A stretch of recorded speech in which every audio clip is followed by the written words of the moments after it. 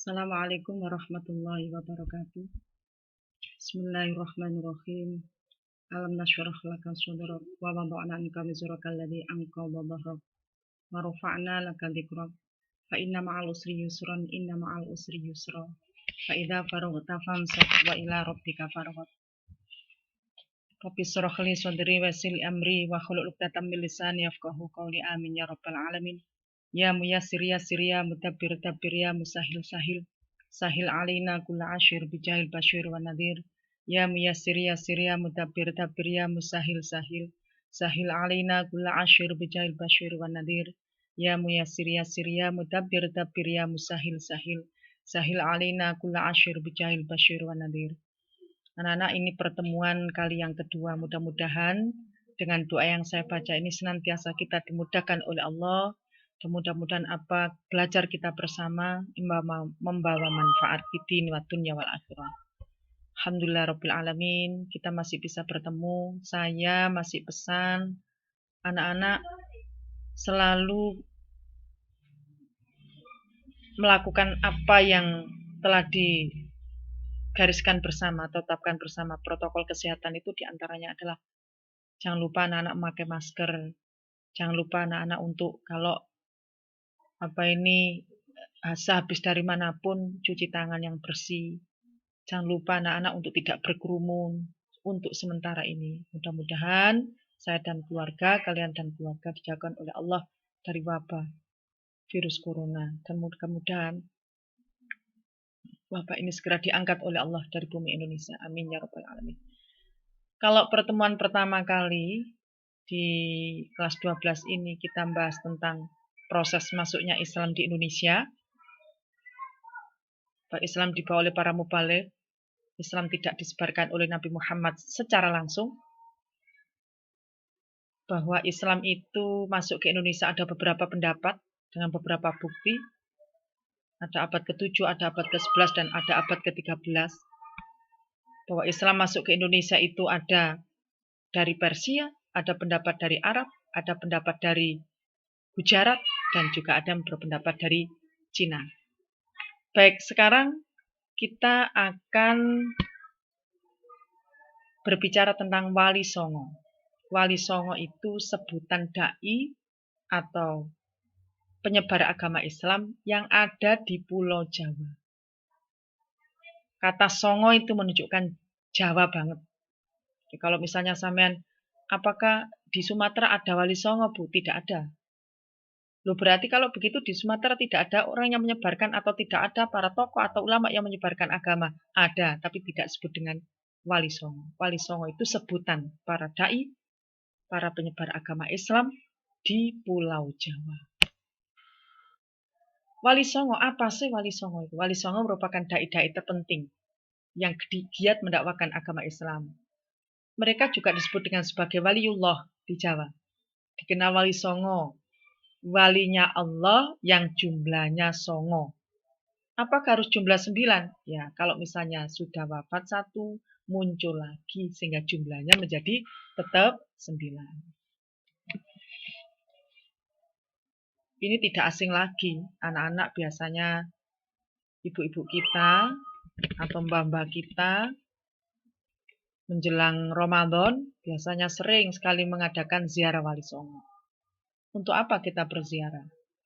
Rasa syukur, rasa berterima kasih kepada Allah dengan kehadiran Wali Songo itu, maka Pulau Jawa menjadi pulau yang mayoritasnya beragama Islam. Peranan Wali Songo sangat giat dalam menyebarkan Islam, merupakan dewan atau mubaligh. Mereka tidak hanya berkuasa dalam agama, tapi juga mereka berkuasa dalam pemerintahan dan politik.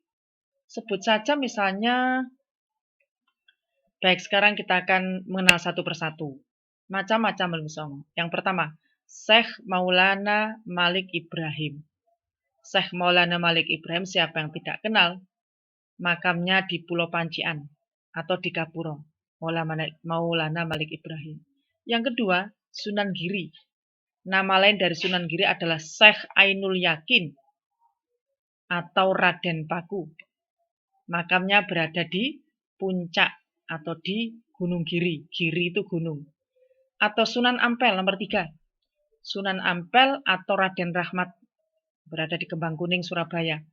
Yang keempat ada Sunan Bonang, putra dari Sunan Ampel. Sunan Bonang ini namanya adalah Makhdum Ibrahim. Sedangkan Sunan Derajat itu adalah saudara dari Sunan Bonang, berarti putra dari Sunan Ampel. Beliau ini makamnya ada di Sedayu Lawas. Ya, kalau ini ada di Gresik, bilang saja kalau mau ke rumah saya, ya dekat. Yang kedua Sunan Giri juga dekat. Sunan Ampel ada di Surabaya. Besok kalau kamu menjadi mahasiswa sering untuk tahlilan malam Jumat di Sunan Ampel. Kemudian Sunan Bonang ini ada di Tuban. Ya, ada mengatakan bahwa makamnya itu ada di Bawean juga, ada di Madura juga. Sunan Derajat ini ada Sedayu Lawas. Paciran Sunan Kalijogo ini ada di Jawa Tengah. Sunan Kudus juga ada di Jawa Tengah. Kalau Sunan Derajat, Syarifuddin. Kalau Kalijogo, namanya Raden Mas Sahid. Kudus, Ja'far Sodik. Muria, Raden Mas Said. Sunan Muria ini adalah putra dari Sunan Kalijogo. Sunan Bonang, putra dari Sunan Ampel. Sunan Derajat, putra dari Sunan Ampel.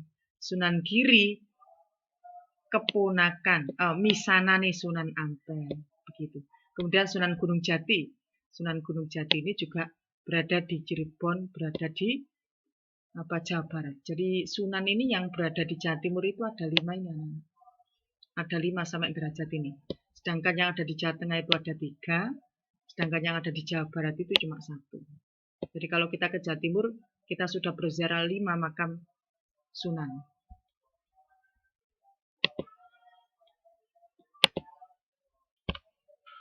Berikutnya Maulana Malik Ibrahim.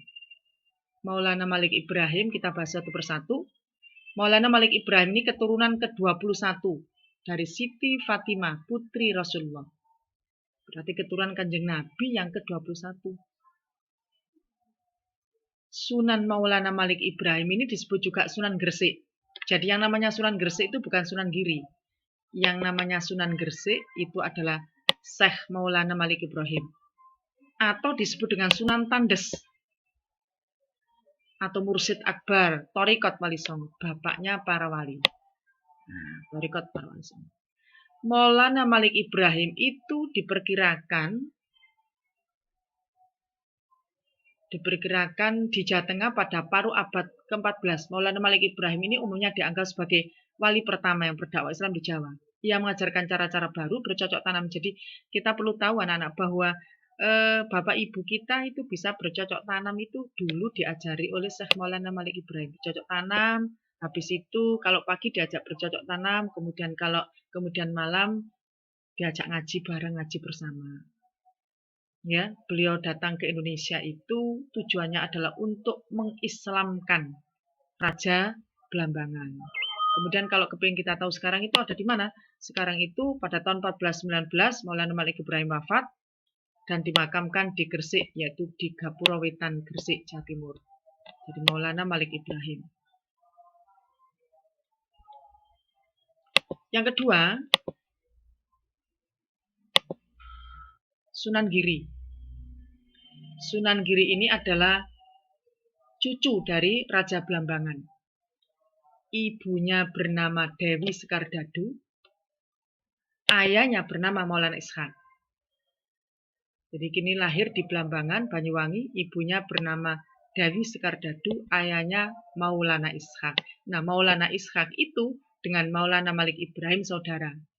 Saudara kandung dari ayahnya ini saudara kandung dari Maulana Malik Ibrahim. Jadi masih ada pun Maulana Malik Ibrahim, saudaranya Maulana Ishak.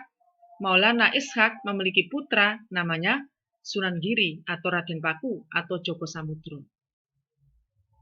Ceritanya itu adalah bahwa Maulana Ishak itu datang ke Blambangan bermaksud untuk mengislamkan Raja Blambangan dengan menikahi putrinya yaitu Dewi Sekardadu ini. Dewi Sekardadu dinikahi oleh Maulana Ishak. Tapi karena tidak setuju, Maulana Ishak itu pun akhirnya diusir. Diusir oleh Raja Belambangan. Pada saat itu Dewi Sekerdadu sedang hamil Sunan Giri. Maulana Ishak pergi kemudian ke Samudra Pasai.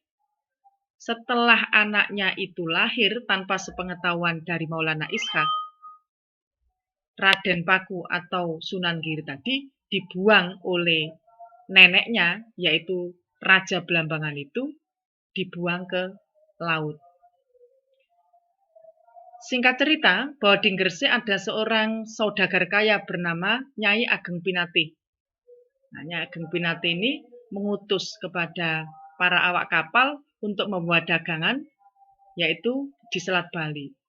Ternyata kapal yang telah ditumpangi, kapal yang bawa dagangan tadi tidak bisa berjalan gara-gara hanya ada sebuah peti yang kecil, yang isinya adalah Sunan Giri yang telah dibuang oleh Raja Belambangan itu.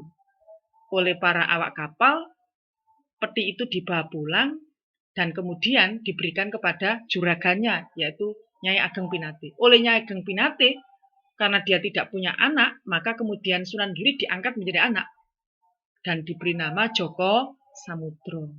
Setelah agak menjadi setelah anak-anak, setelah menjadi dewasa, tumbuh menjadi anak-anak, maka Joko Samudro ini dipondokkan di Kembang Kuning, yaitu di Sunan Ampel. Ternyata Sunan Ampel itu pun juga masih ada hubungannya dengan Syekh Maulana Ishak. Ada hubungannya. Kemudian setelah itu, singkat cerita, bahwa Sunan Ampel itu pun kepingin tahu siapa sesungguhnya Joko Samudro itu. Suatu malam itu Sunan Ampel itu Sunan Ampel itu berjalan mengelilingi pondok pesantren. Tiba-tiba ada seperti cemelorotnya bintang itu menuju ke salah satu kamar. Di antaranya ternyata kamar itu adalah kamar Joko Samudro. Setelah Sunan Ampel tanya bahwa Joko Samudro itu adalah putranya Nyai Ageng Pinate. Nyai Ageng Pinate pun dipanggil untuk ke Kembang Kuning dan Nyai Ageng Pinate pun ditanya sesungguhnya siapakah Joko Samudro itu. Nyai Ageng Pinate pun bercerita bahwa sesungguhnya Joko Samudro itu bukan putranya, tapi menemukan di Selat Bali. Kemudian Sunan Ampel bertanya kepada Nyai Ageng Pinate, ketika menemukan itu tempat yang digunakan untuk membuang Joko Samudro itu masih adakah? Maka Nyai Ageng Pinate masih menyimpan berupa peti yang berukir itu kemudian dibawa ke Sunan Ampel, dan dari ukiran itu Sunan Ampel tahu bahwa ini adalah putra Maulana Ishak, cucu dari Ratu Raja Belambangan yang telah dibuang. Nah, itu ceritanya, maka diberikan nama Joko Samudro. Akhirnya kemudian Joko Samudro atau Sunan Giri itu diberikan kesempatan oleh Sunan Ampel dengan ditemani oleh Sunan Derajat untuk menemukan ayahnya yang berada di Samudra Pasai. Nanti kalau kita ketemu kita bisa bercerita lagi anak-anak. Atau nanti kita sediakan videonya.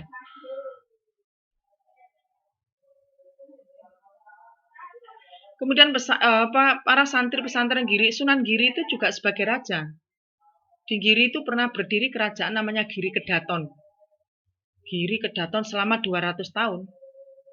Dan Sunan Giri termasuk raja yang menduduki kerajaan di sana.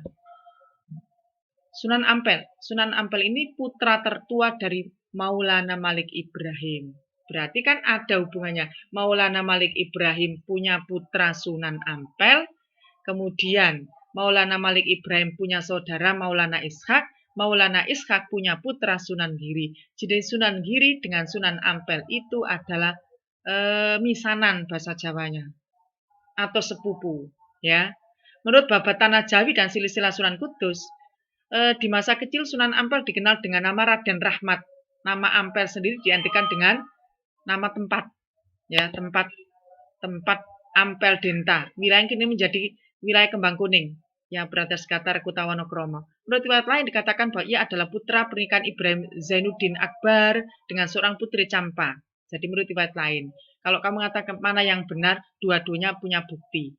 Jadi riwayat lain dikatakan ia adalah putra pernikahan dari Sunan Ampel coba. Sunan Ampel itu menikah dengan 2 istri, 2 perempuan. Pertama, Dewi Condrowati punya anak.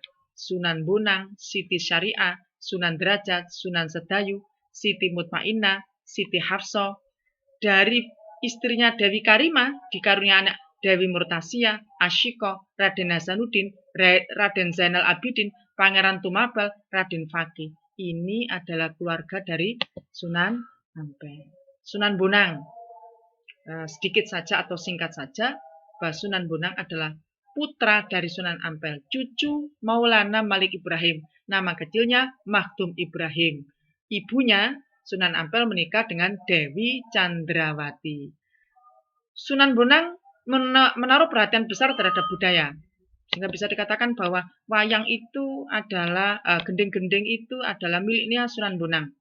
Sunan Bonang mendapatkan agamanya ayahnya sendiri karena dididik di pondok pesantren Ampel Denta. Sunan Bonang menyiarkan Islam daerah Tuban, Pati, Madura, dan Pulau Bawean. Daerah yang ia tinggali adalah Bonang. Sehingga ada yang mengatakan bahwa Sunan Bonang itu juga mempunyai makam 2. Yang pertama di Bonang Tuban, yang kedua di Madura. Sunan Derajat atau Syarifuddin, lahir tahun 1470, putra dari Sunan Ampel, merupakan adik dari Sunan Bonang. Jadi Sunan Bonang kakaknya, kemudian Sunan Derajat itu adiknya. Sunan Derajat terkenal dalam berdakwah itu menggunakan ini, Quran, Sunnah, Ijma, Qiyas. Ajaran guru pendidikan seperti Sunan Ampel atau ruangnya tradisi masyarakat setempat yang telah ada dengan ajaran Islam. Berikutnya anak-anak Sunan Kalijogo. Nama asli Sunan Kalijogo adalah Raden Said.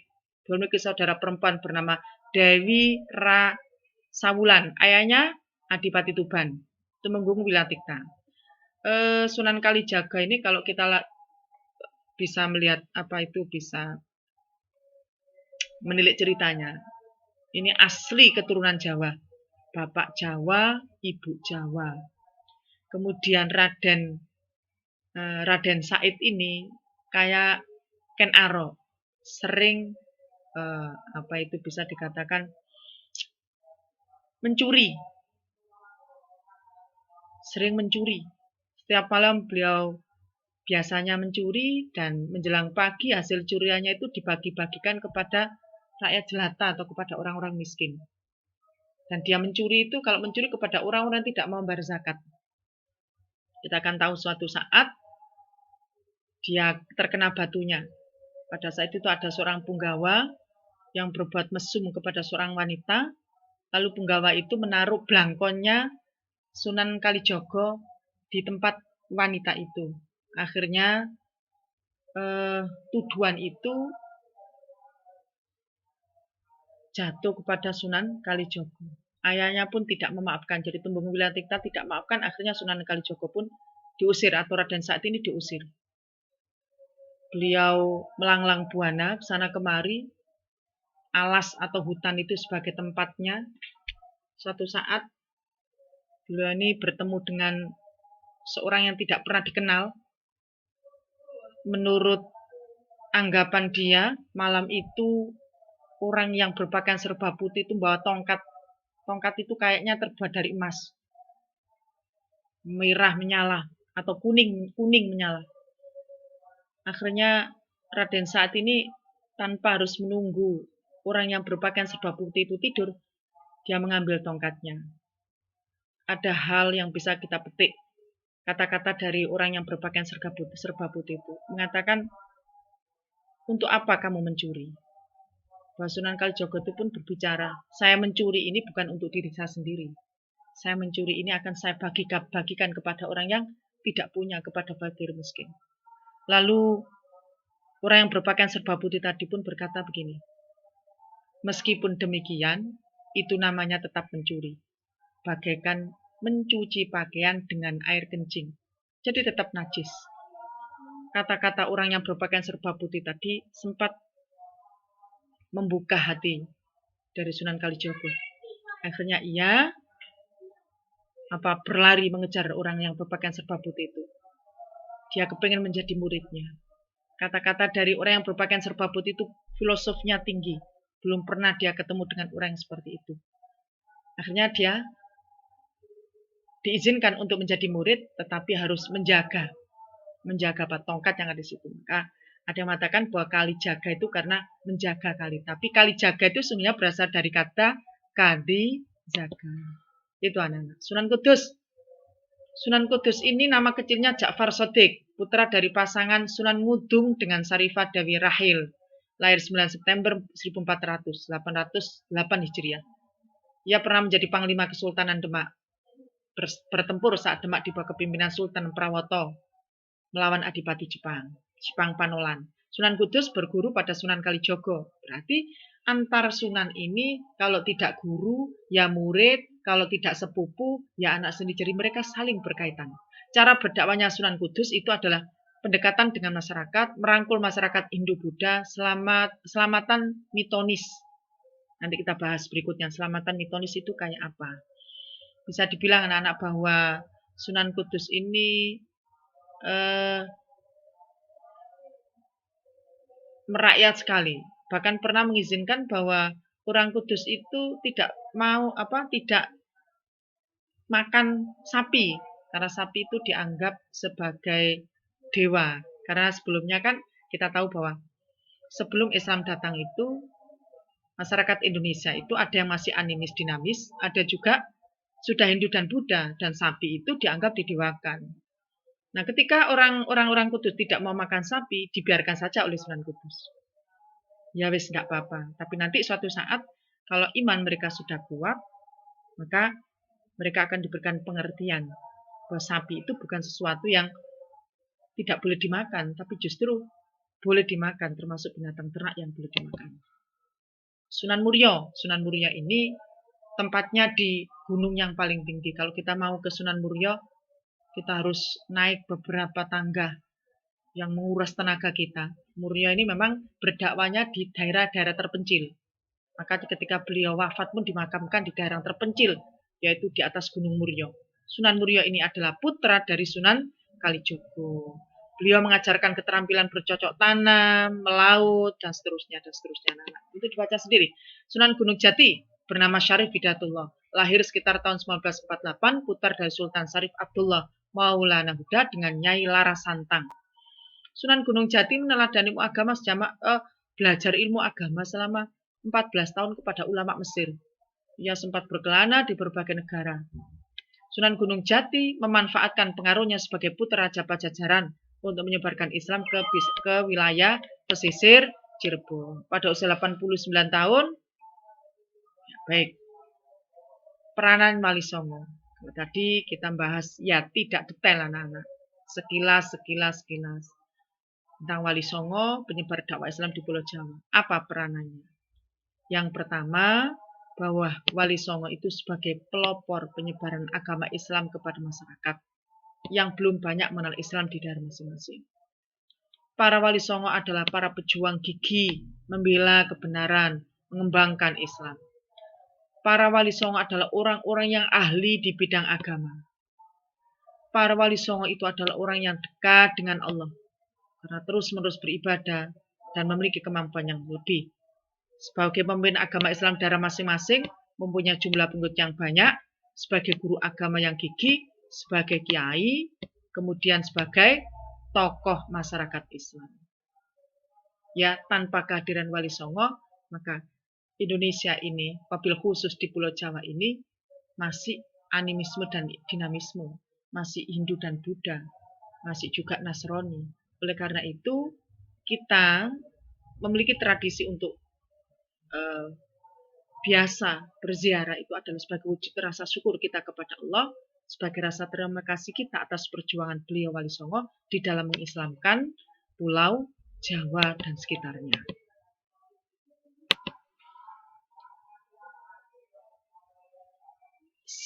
Ibrah, pelajaran yang bisa kita ambil, sikap intelektual, sikap agamis mereka, dari karya-karya mereka, menciptakan lagu, cerita wayang atau budaya, simbol-simbol tata kehidupan yang sesuai dengan ajaran Islam, bisa kita contohkan. Marilah kita tauladani mereka dalam beribadah kepada Allah, dalam berhablum minan nas, dalam berhablum minallah. Pantas kita teladani bahwa beliau adalah para ulama, para kiai, kemudian para dai yang dengan ikhlas menyebarkan agama Islam di Indonesia. Oleh karena itu, meskipun kita tidak ziarah, maka tidak ada salahnya kita berkirim doa kepada mereka sebagai wujud rasa berterima kasih dan rasa syukur. Demikian yang bisa saya sampaikan. Nanti kalian juga bisa bertanya jawab lewat WA Group, ya, bertanya jawab dengan saya, jangan lewat e-learning tapi lewat WA Group. Dan setiap akhir pertemuan mesti saya di CBT mesti saya berikan soal. Apakah ada 5? Tidak banyak. Akhir pertemuan ada soal, evaluasi. Tolong anak-anak untuk dikerjakan. Jadi saya juga nanti akan mengumpulkan tugas-tugas kalian. Kemudian jangan lupa absen, karena saya selalu memantau kehadiran sampean semua. Mudah-mudahan pertemuan kita kali ini manfaat bagi saya, khususnya manfaat bagi kamu juga, manfaat bagi kita semua pada umumnya.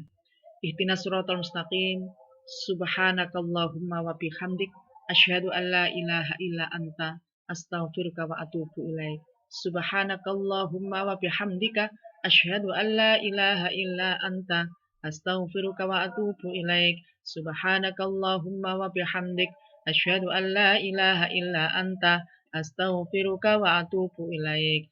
Wassalamualaikum warahmatullahi wabarakatuh.